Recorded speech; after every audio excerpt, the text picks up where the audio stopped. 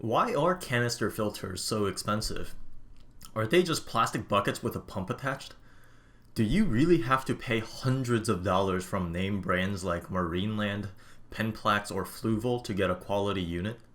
What happens when you buy the cheapest canister filter from Amazon? What's the catch here? Hi, this is Try It Aquatics, and I'll try to keep this short and to the point. I know everyone hates long reviews. The product that I have here is a 265 gallons per hour unit from a company called Polar Aurora. But as far as I can tell, another brand named SunSun sells exactly the same filter lineup. It's probably two different marketing companies that are sourcing the same product from the same producer. I picked this size because my tank is less than 20 gallons, but these come in a variety of sizes up to 525 gallons per hour. Some with optional UV lights, and they are shockingly and perhaps suspiciously cheap. I mean, this isn't even that much more expensive than hang-on back filters. So what's going on here? Is there a catch? Is it hard to set up? A little, but not really. As with a lot of these Chinese brands, the instruction manual wasn't the easiest thing to follow, but using just a little common sense, it really wasn't that much trouble. I got it set up and running in less than 20 minutes, and the parts fit together just fine. Is it loud? No, actually, amazingly quiet. I've used a few different canister filters before, and I think this one might be the quietest one yet. I sleep about 6 feet from it, and I can only hear a very, very faint hum. If my computer is running or my window is open, I can't hear it at all. Well, is it underpowered then? Not that I can tell. I didn't precisely measure the flow rate against what was advertised, but it honestly seems about right based on my experience with similarly rated canisters. Okay, but seriously, what's the catch here? Well, there are a few things that help explain the low cost. The first thing is that the unit that I bought didn't come with additional biomedia, it's just simple sponges in the 3 trays. I don't plan on keeping much bioload in my tank, so this is not an issue for me, but even if I did, I could just add additional sponges for a few bucks. So while this is worthy of a note, it is not a big deal. The second downside is the build quality, specifically the intake and the output tubes that it comes with. The build quality of the canister filter itself is actually pretty solid, but the plastic accessory pieces are where you can tell that they cheaped out a bit. Not only are they big and a bit unsightly and a minimalist aquascape setup, the plastic itself isn't very high quality either. But as far as I can tell, they function just fine.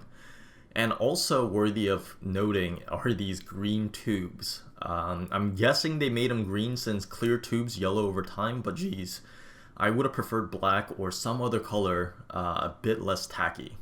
The third and final thing you might consider the catch is that it lacks what the Fluval marketing department will try to convince you are very key features. So here's what the Fluval FX6 $400 canister filter markets as features, and let's quickly go through them in order from stupid to somewhat legitimate.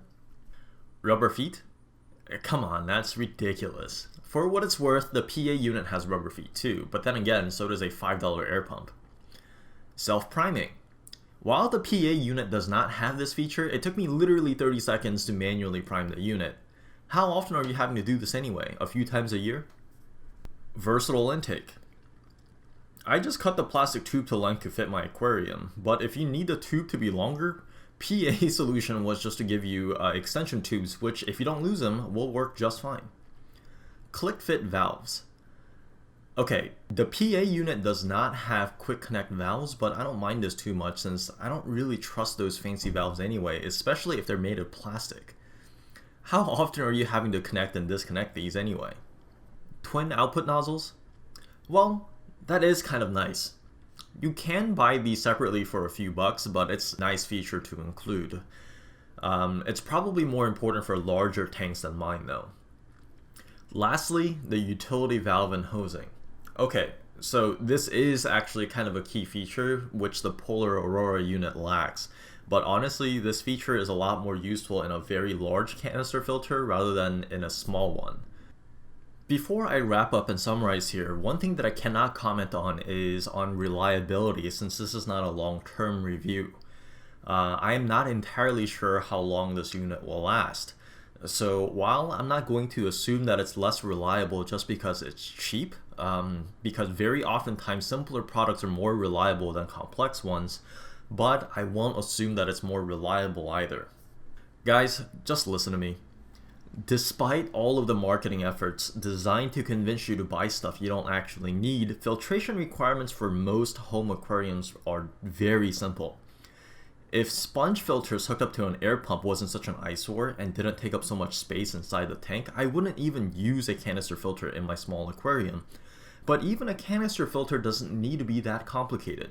It's just a plastic tub with a pump and it holds sponges. That's pretty much it. And $50 for this Polar Aurora unit, in my opinion, is pretty much all you need to spend, and I think you'll be quite happy with this decision. If you like this review, use my product link in the description to support this channel. Subscribe if you're all about simple, affordable, low-maintenance fish keeping or aquascaping, and check out my diary series for updates on my new setup. Thanks for watching.